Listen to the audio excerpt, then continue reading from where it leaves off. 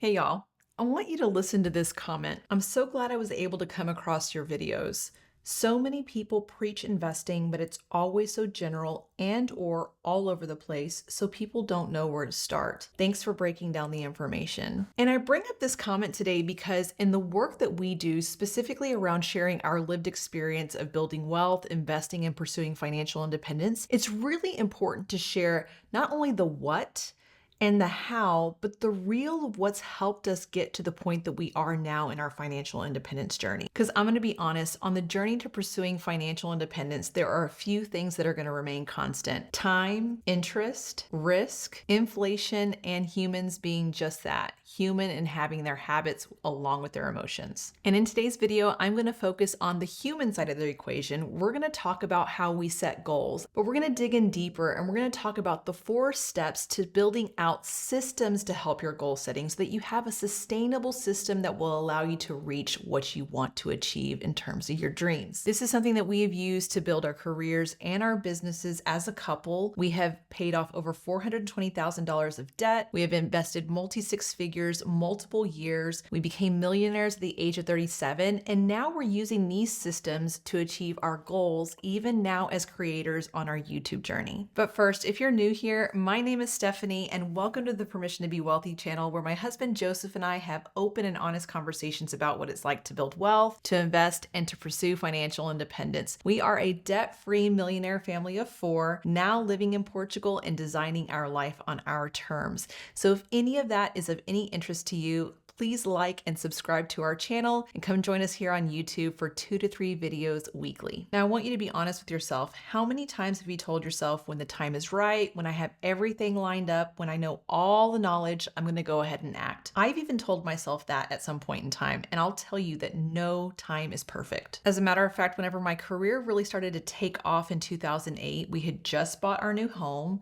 We had just bought a car that we probably had no business having. We had decided to start growing our family and we're now pregnant. And I went into work after New Year's in 2018 and was told by my boss, hey, we would like you to move from Texas to Singapore. And so I thought, oh my gosh, all this stuff is happening at the same time. And I know that when we move, my career is going to be even more demanding than it has ever been. So needless to say, it was not perfect. And even for Joseph, it was a really stressful time because he had started his real estate business at that point in time as an agent back in Austin. He was then named Rookie of the Year in his first year, and he had to grapple with the fact that something was now really picking up for him, and he may have to leave all of that behind. So then how did we get to the next point of making a decision to move to Singapore, to uproot our lives, to grow our family with no immediate family support, and to have Joseph and I come together to figure out what sacrifices we were going to make in our both respective domains to see out our long-term goals? Well, that leads me into our 4 goals that we're going to discuss today. And I will tell you that this alignment and goal setting has been something that Joseph and I have been technically putting into practice since the beginning of our journey together, and this continues to live in our everyday lives. Step number 1 is getting really clear on your why. And this one is really important because as you navigate your life together as a couple, or as you figure out how this journey is going to be really long over time, when times get tough, you always want to come back and center on your why. And for Joseph and I as a couple, our life has had tons of ups and downs, and this has been something that has allowed us to stay grounded. So as an example, whenever I met Joseph, he told me probably at the very beginning part of our relationship that he wanted to be a millionaire. And for me, I thought, well, part of that had some type of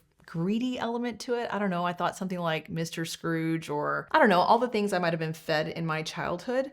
But for him, building wealth and achieving millionaire status meant more freedom for him to have more choices, maybe more freedom with his time, more freedom to spend time with his kids because we wanted to grow a family. For me, one of my big whys was growing my career. I knew that I wanted to acquire skills by building my career and eventually figure out how we were going to ultimately continue to live abroad. It was something that Joseph was very passionate about. When we first met, he moved abroad, and we wanted to live abroad together at some point in time in our lives. One other thing that helped us in the early part of our relationship was we didn't really feel like we had to spend a ton of money, and so we agreed to keep our living expenses and our lifestyle under one person's income. And we definitely carried that mantra as we moved to Singapore, and I'll explain that a little bit further later later, but that ultimately meant that as we increased our incomes, both as an entrepreneur for Joseph and me as a career woman, we were able to have a really high savings rate at the end of our financial independence journey. So in a way, you could say that Joseph and I really got honest with each other about what our deep-rooted whys were, and we figured out a way on how we could continue to accomplish our whys and give ourselves some breathing room by living off of one income. And that brings me to step number 2, which is making sure that you choose to focus on only 1 to 3 at max goals at a time. And I say 1 to 3 things because when it comes to creating change and figuring out how you're going to manage that change in your real life, and change can be both positive and negative, by the way, you may find that you may only be able to implement one change and focus on that, let's say for 6 months at a time. So maybe you only focus on 2 things annually. But as you continue to figure out how to manage change in your life and how maybe stress comes up for you as you manage that change in your life, you may find that you be able to maybe scale up to 3 things a year or maybe 4 things a year. But what I have found for us is 2 to 3 things, no more than 3, has been about the sweet spot so we can manage the stress in our lives over time. For Joseph and I think about all the different things that we've navigated when it comes to our money journey. And I'm actually going to list these things here on the screen. You can see that we only focused on 2 to 3, maybe at max 4 things over the course of our time together. We started dating in 2011, right? So since 2011 all the way to now, we have really found that implementing more than 3 or 4 things in our life, big life things, really creates a lot of stress. It creates a lot of how are we going to make this all fit? And we can really feel it coming up for us whenever we're going over that threshold of too much change for us. But the fact that we had our North Star and our why clearly understood between the two of us, it allowed us not only to learn along the way, but to build habits along the way. And it ultimately has made managing change even more manageable for us over the long term. Now, step number 3 is breaking down your goals, the 2 to 3 or the 1 to 3 that you select every single year, into smaller, more manageable steps. And a perfect example of this is me. I am a major procrastinator and I really have to time block things in order to get things accomplished. And I really had to do that whenever I was still working in tech and had 60-hour work weeks with no time on my calendar to fit anything into it, right? And so Joseph and I were sitting at the beginning of 2021 and we were looking at opening up our first non-retirement accounts. And I had all the numbers crunched on how much we were going to invest every single week, every single month for the entire year. And then Joseph sat back and asked me, okay, so what account are we going to open? With which brokerage account?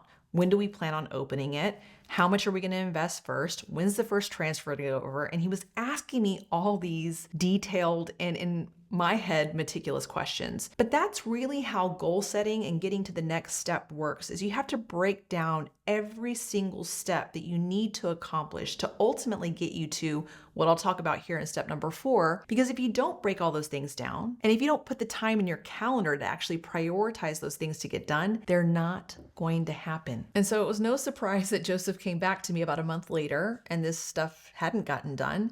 And so we sat down and we time blocked and we made sure that he gave me the support that I needed at home to make sure that this got done. So it was still a team effort. But the point is, breaking down every single one of your goals is really important. And the time blocking, in my opinion, is almost even more imperative. And so a great example of how you may need a time block to open up your first Roth account, specifically with Vanguard, and invest in something like VOO. I have a video for you, maybe somewhere right here.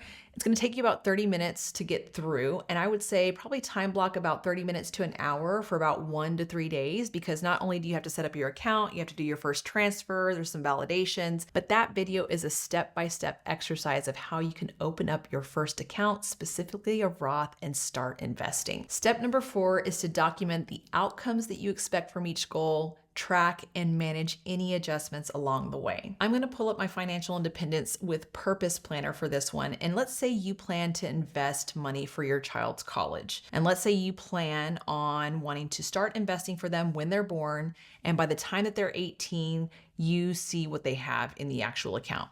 You plan to invest about $250 a month for 5 years into something like the total US stock market, let's say an index fund like BTSAX.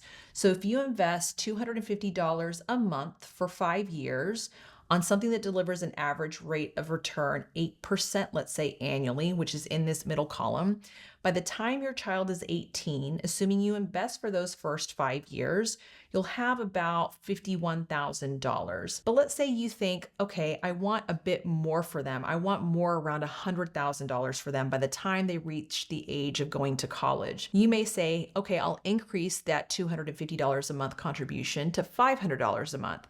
And so for years 6 through 10, I'll increase my contributions. Or maybe you say you want to increase those contributions earlier. But in this example, in this scenario, this individual's account gets to about $122,000, assuming that you're invested in something like VTSAX that delivers an 8% rate of return. So now you have a sense of what type of actual outcome you expect based on what you plan to action and invest step by step along the way. You can also track and adjust if these investments are getting you the rate of return that you're expecting.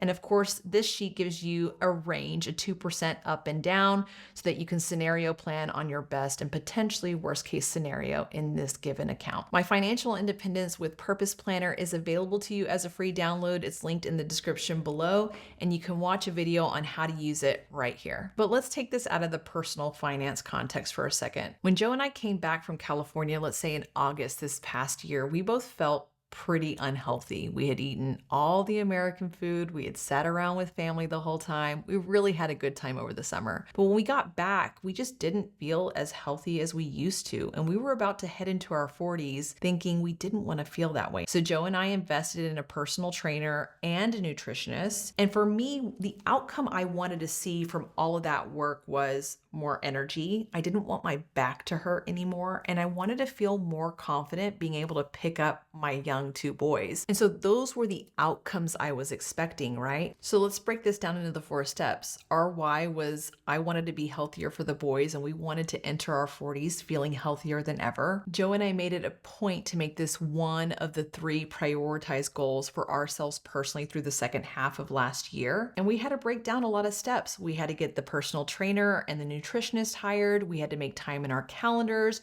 We had to figure out drop-off and pickup schedules, and we had to support each other and make sure that each of us was held accountable whenever, let's say, I was out of town and Joseph had to go to training on his own, or he was out of town and I had to go to training on my own. Every step in the process made a really big difference. And outcome-wise, I feel stronger, I feel healthier, I have way more energy, and I'm super excited about the fact that Joseph and I actually enjoy working out together, and we have plans to take some of the things that we've learned with our personal trainer and actually do workouts together as a couple even after our sessions are over this January. So look, while this might seem simple, I want 2024 to be the year of you. I want 2024 to be the year that you get clear on your why. I want this year to be the year that you select 1 to 3 things that you're going to focus on maniacally throughout the year. And they don't all have to be at the same time. You can stagger them throughout the year if you want to. That's absolutely fine. I want this year to be the year that you get realistic about how you need to time block and set up every single step into the baby steps that you are required to actually do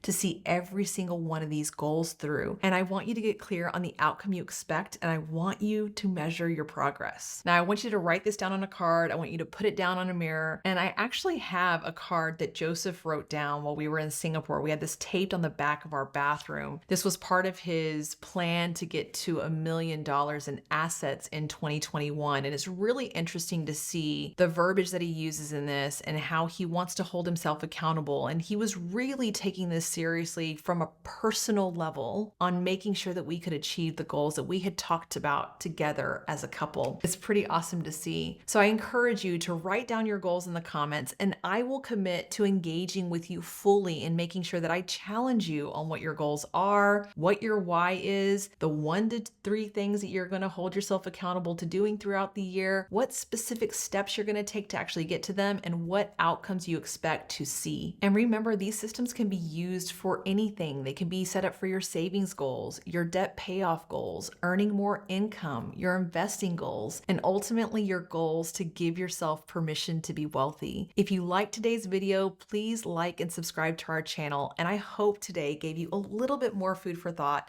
and 4 actual steps on how to give yourself permission to be wealthy.